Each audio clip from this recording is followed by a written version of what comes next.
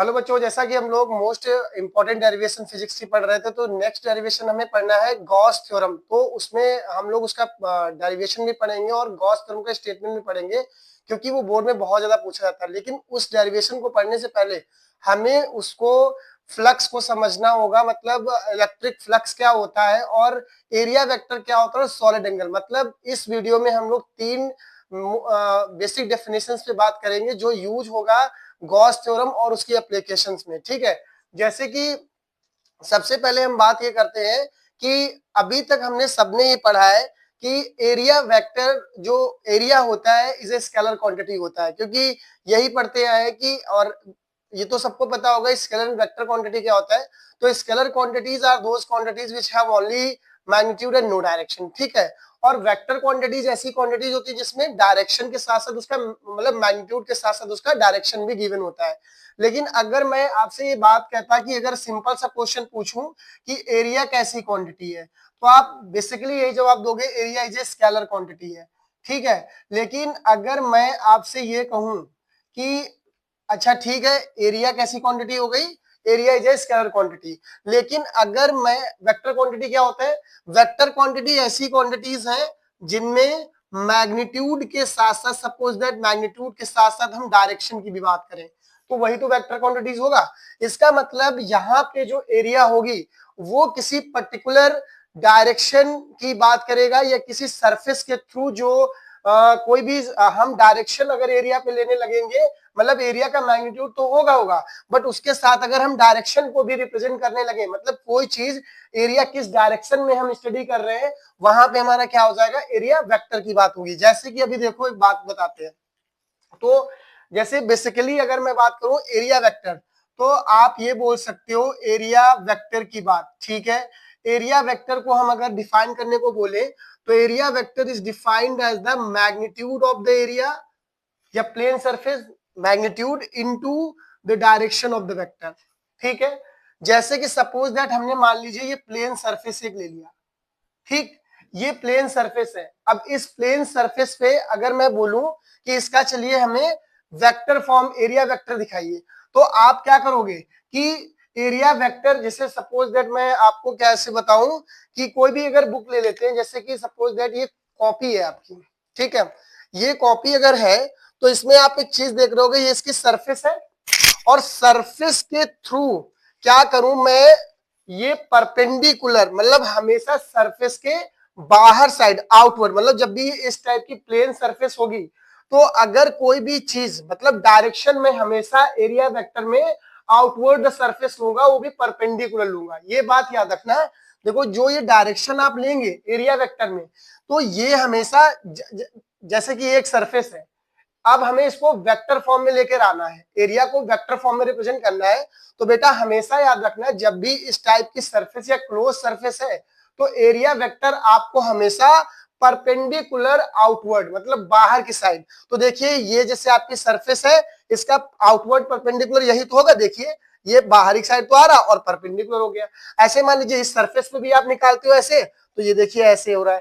तो it means area vector basically हमें समझ में आना चाहिए कि area vector is equal to magnitude of the surface into direction of the surface. मतलब ये देखो ऐसे, ये देखिए, तो हमने क्या कहा, सपोज दैट मान लो इसका आउटवर्ड डायरेक्शन एन कैप है और ए इज द इसकी एरिया है, तो अगर मैं इसका एरिया वेक्टर इस फॉर्म में भी तो लिख सकता हूं बेटा। ठीक, बात समझ में आ रही है। अब मान लीजिए हमने कोई स्फेरिकल सरफेस ऐसे ले लिया। ठीक है, स्फेरिकल सरफेस ले लिया और स्फेरिकल सरफेस पे छोटा सा एरिया कंसीडर कर लिया, जिस छोटा से एरिया को हम लोगों ने क्या बोला, डीएस। अब अगर मैं मान लू इसको ये डीएस है और एक एरिया वेक्टर परपेंडिकुलर आपको लेना है, तो एन कैप मान लीजिए मैंने परपेंडिकुलर बाहर की साइड ले लिया, तो बेटा इसका अगर मैं डीएस डी वेक्टर लिखूंगा तो आप डीएस इंटू एन कैप ही तो लिखोगे। इसका मतलब है एरिया वेक्टर की यही कहानी है। ठीक है, तो ये बेसिक चीज याद रखना, जब भी हम किसी भी मैग्नीट्यूड के साथ डायरेक्शन को मल्टीप्लाई कराते हैं तो वो वेक्टर बन जाता है, और यहाँ पे एरिया वेक्टर हमारा यही है। तो छोटा सा कॉन्सेप्ट ये है कि जब भी किसी सरफेस के थ्रू कोई चीज निकल रही है तो हम वहां पे एरिया वेक्टर को ड्रॉ करेंगे, मतलब एरिया वेक्टर की बात करेंगे। ठीक है, अब एक चीज बेटा देखो, इसके बाद ये सब नोट कर लीजिएगा, उसके बाद हम बात करते हैं कि what is the solid angle, जो इसका हमें इसमें यूज होगा। तो सॉलिड एंगल बेसिकली क्या होता है? सॉलिड एंगल देखिए, जैसे हम लोग बात करते हैं एक प्लेन एंगल की और एक सॉलिड एंगल। प्लेन एंगल हमेशा, जैसे मान लो कि ये दो हमारे पास मार्कर है, तो हम अगर इन दोनों मार्कर को कुछ इस टाइप से ऐसे जोड़ दें, तो आप क्या देखते हो, इनके बीच कोई ना कोई देखो एंगल ही तो बनना है, यहां से ये एंगल बनना है। तो ये जब भी 2D मतलब 2 डायमेंशनल ऑब्जेक्ट के या लाइंस के बीच जब कोई एंगल बिटवीन बनता है, तो उसको हम लोग बोलते हैं प्लेन एंगल, ठीक है। लेकिन बेटा एक बात सोचो, जब भी सपोज दैट मान लो कि हमने हमेशा याद रखना, सॉलिड एंगल जो होता है वो 3D ऑब्जेक्ट जो होते हैं, 3D ऑब्जेक्ट जो होते हैं, सॉलिड एंगल वहां पे फॉर्म होता है। अब देखो मैंने यहाँ पे एक छोटी सी डेफिनेशन लिखी है कि angle subtended by a surface at a point is known as a solid angle. तो डेफिनेशन थोड़ा वैसा लग रहा होगा, बट बेसिक चीज समझ सकते हो कि सॉलिड एंगल हमेशा जहां पे 3D ऑब्जेक्ट होंगे वहां पे बनता है, ठीक है। सॉलिड एंगल को बेटा जो रिप्रेजेंट करते हैं, सॉलिड एंगल को रिप्रेजेंट हमेशा आप ओमेगा लेटर से करेंगे। किससे करते हैं? रिप्रेजेंट सॉलिड एंगल को ओमेगा से करते हैं। इसकी यूनिट सब लोग याद रखना, सॉलिड एंगल की जो यूनिट होती है वो होती है स्टेरेडियन। क्या होती है? Steradian is the unit of the solid angle. Steradian भाई उसकी प्लेन एंगल की रेडियन होती है, तो सॉलिड एंगल की स्टेरेडियन ये हमेशा कहां बनता है? 3D ऑब्जेक्ट में। जैसे समझो एक बात बताते हैं कैसे, ये यूनिट याद रखना, स्टेरेडियन होती है और 3D ऑब्जेक्ट्स पे बनता है, ठीक है। एक चीज और याद रखना, ठीक। अब एक चीज ये है कि मैंने आपसे माना कि ये हमारा क्या है, एक कोन है, इसको हमने मान लिया ये हमारा इसको कोन एक बनाते हैं हम, और कोन इज हमारा 3D ऑब्जेक्ट है, ठीक। तो कोन पे हमने क्या किया, ये हमारा क्या हुआ, सपोज दैट ये हमारा क्या हो गया, ये बेटा आपका कोन हो गया, ठीक। ये कोन हो गया, और कोन कैसा होता है? 3D object. तो बेटा अभी तो आप कहोगे कि सर जो यहाँ पे जो एंगल फॉर्म हो रहा है अभी वो थीटा, अभी आपने बताया कि दो लाइंस के बीच जो एंगल बनता है वो थीटा। लेकिन अगर मैं कोन को, सपोज दैट ये बेटा मानो कि अगर हम कोन को रोटेट करा दें, क्या करा दें? रोटेट करा दें। कोन को जब आप रोटेट बेटा कराओगे तो यहाँ पे रोटेशन होगा इस कोन का, क्योंकि अभी आपको क्या हो रहा है, कोन का सिर्फ आगे का फेस दिख रहा है, ये फ्रंट फेस आपको कोन का दिख रहा है, पीछे वाला फेस तो दिख नहीं रहा, क्योंकि 3D ऑब्जेक्ट में आपको क्या होता है, फ्रंट का फेस दिखता है लेकिन बैक का फेस तो दिखता नहीं है 3D। अब इसको जब रोटेट कराओगे तो फिर घूम के ऐसे आएगा। तो बेटा यहाँ पे एक एंगल फॉर्म होगा जो रोटेशन से बनेगा, जिसको हम लोग बोलते हैं डी ओमेगा। मतलब इसको हम लोग ओमेगा भी बोलते हैं, और ये छोटे सी सरफेस पे अगर लिखते हैं तो डी ओमेगा कर देते हैं। मतलब छोटा सा एंगल अगर फॉर्म हुआ है तो डी ओमेगा। जैसे हम लोग अभी गॉस थ्योरम में पढ़ने वाले हैं कि मान लीजिए एक सरफेस होगी स्फेरिकल, यहाँ पे हम छोटी सी सरफेस ड्रॉ करेंगे, और क्या होगा, एक पॉइंट यहां से बनाएंगे ऐसे, और ऐसे करेंगे, यहां से क्या होगा, एक एंगल बनेगा जिसको हम लोग डी ओमेगा बोलेंगे। तो सॉलिड एंगल हमेशा कहां बनता है? 3D ऑब्जेक्ट जहां पे होंगे, 2D में नहीं बनेगा। और बेटा एक चीज याद रखना, रिप्रेजेंटेशन किससे? ओमेगा से करते हैं, यूनिट मैंने बता दी। एक चीज याद रखना, for closed surface, for closed surface value of solid angle, value of solid angle. अब क्लोज सरफेस क्या मतलब, जैसे मैंने डी ओमेगा, ये क्लोज सरफेस के लिए होता है, तो बेटा हमेशा याद रखना 4 पाई होता है। The value of the solid angle, मतलब for close surface value of solid angle always is 4 pi. और for open for open surface, मान लीजिए सरफेस ओपन है, ओपन सरफेस मतलब सरफेस के बाहर की अगर बात कर रहे हैं, तो मान लीजिए उसका एंगल बनता है 0, ठीक है। मतलब डी ओमेगा की वैल्यू कितनी होगी उस समय? 0। तो ये हमें गॉस थ्योरम में बहुत यूज होगा, इसीलिए मैं आपको यहाँ पे बता रहा हूँ। तो यहां तक बात समझ में आ गई, ठीक। तो बेटा ये है सॉलिड एंगल, और इसका एक और फॉर्मूला याद रखना, इसका फॉर्मूला ये है कि D S cos theta upon R square is equal to D omega होता है, ठीक। ये बहुत इंपॉर्टेंट है, D S cos theta upon R square बराबर डी ओमेगा। डी ओमेगा आप मैंने बताया ना, एक बार देखो थीटा होता है तो बड़ा सा एंगल हो गया, ये बड़ा एंगल है ना, ये बड़ा एंगल। और अगर मैं आपसे कहूंगा डी ओमेगा क्या है, तो आप यही कहोगे डी ओमेगा हो गया स्मॉल एंगल हो गया। क्या हो गया, मतलब small solid angle, small solid angle हो गया। और डी थीटा ऐसे क्या होता है, स्मॉल प्लेन एंगल हो गया। तो वो तो छोटी बड़ी बात कर रहे हैं, जब छोटी स्टडी कर रहे हैं डी ओमेगा, जब बड़ी स्टडी कर रहे हैं तो ओमेगा। क्लियर। अब इसके बाद ये तो हमने पढ़ा एरिया वेक्टर क्या होता है। बेसिकली एरिया वेक्टर छोटा सा टर्म है, उसको समझना है। अभी एरिया वेक्टर का और अच्छे से एक्सप्लेनेशन करेंगे जब हम लोग पढ़ेंगे इलेक्ट्रिक फ्लक्स, ठीक है, क्योंकि एरिया वेक्टर क्यों बताया उसका रीजन यही था। ठीक, अब आप देखिए नेक्स्ट, इसको देख लेना, नोट कर लेना। नेक्स्ट वेरी इंपॉर्टेंट है, इस पार्ट में हम लोग यही डेफिनेशन तीन पढ़ने वाले हैं। अब नेक्स्ट है इसका, क्या है नेक्स्ट, नेक्स्ट बेटा इसका आता है इलेक्ट्रिक फ्लक्स। क्या होता है next, electric flux, very important है, ठीक है। इसका कभी कभी डेफिनेशन यूनिट पूछा जाता है, तो याद रखना इलेक्ट्रिक फ्लक्स, मतलब इलेक्ट्रिक फ्लक्स क्या होता है, ठीक है। तो देखो इलेक्ट्रिक फ्लक्स क्या होता है, तो इलेक्ट्रिक फ्लक्स क्या होता है, हम अगर ऐसे नॉर्मली आपसे बात करें तो number of electric field lines, ठीक, तो मैं यहां लिख भी दे रहा हूं, आपको लिख भी लेना है, नोट भी कर लेना है। Number of electric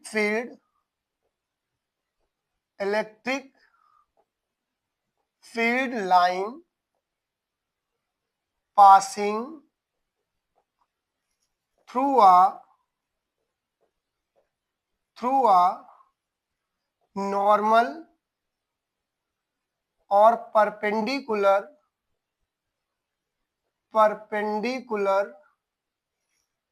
to the surface, ठीक है। मतलब इन्होंने ये कहा है कि number of electric field lines, मतलब कितनी फील्ड लाइंस पास कर रही हैं नॉर्मल और परपेंडिकुलर टू द सरफेस। इसका मतलब मैं आपको भी समझाता हूं, ठीक है, एक डायग्राम के थ्रू।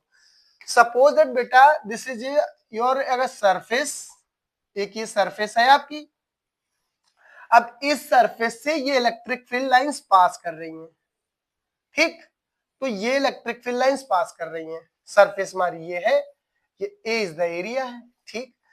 अब हमने कहा एक और सरफेस बना लेते हैं, यहाँ पे एक और सरफेस बना लेते हैं, एक सरफेस कुछ ऐसे बना लिया, तो यहां से भी, अच्छा एक बात बताओ, यहां से ऐसे कर देता हूं, एक मिनट के लिए ऐसे कर देता हूं समझने के लिए, ये ऐसे जा रही है। हमारा बेसिकली इलेक्ट्रिक फ्लक्स क्या बताया, number of electric field line passing through a normal और परपेंडिकुलर टू द सरफेस। मतलब अब परपेंडिकुलर वाला कॉन्सेप्ट समझो, जैसे मान लो ये हमारी सरफेस है, हमने बहुत सारी इलेक्ट्रिक फील्ड लाइंस भेजी और इलेक्ट्रिक फील्ड लाइंस ऐसे जाकर के ऐसे पास हो रही, तो देखो एक चीज समझो, इलेक्ट्रिक फील्ड लाइन जो पास हो रही वो हम परपेंडिकुलर ही तो पास हो रही, देखो नॉर्मल, मतलब ये देखो ऐसे जाएंगी और ये ऐसे जाकर के सरफेस के 90 डिग्री पे तो है, मतलब परपेंडिकुलर भाई ऐसे निकली मान लो, तो ये देख लीजिए सरफेस ऐसे है और ये लाइन ऐसे है, तो ये परपेंडिकुलर ही तो हुआ। मतलब इलेक्ट्रिक फील्ड लाइंस किसी सरफेस से जब 90 डिग्री पर बाहर पास हो या निकले वहां से, तो वो इलेक्ट्रिक फ्लक्स होता है। लेकिन एक बात बताओ, इलेक्ट्रिक फ्लक्स मतलब एक चीज याद रखना, flux is directly proportional to the electric field. जो इलेक्ट्रिक फील्ड होगा बेटा वो हमेशा डायरेक्टली प्रोपोर्शनल होगा इलेक्ट्रिक फील्ड के, ठीक है।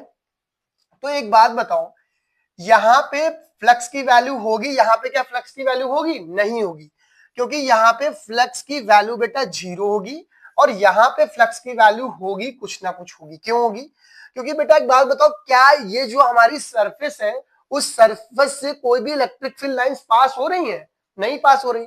मेरी डेफिनेशन तो यही कहती है कि इलेक्ट्रिक फील्ड लाइन कितनी पास कर रही है किसी पर्टिकुलर सरफेस के थ्रू, वो भी नॉर्मली।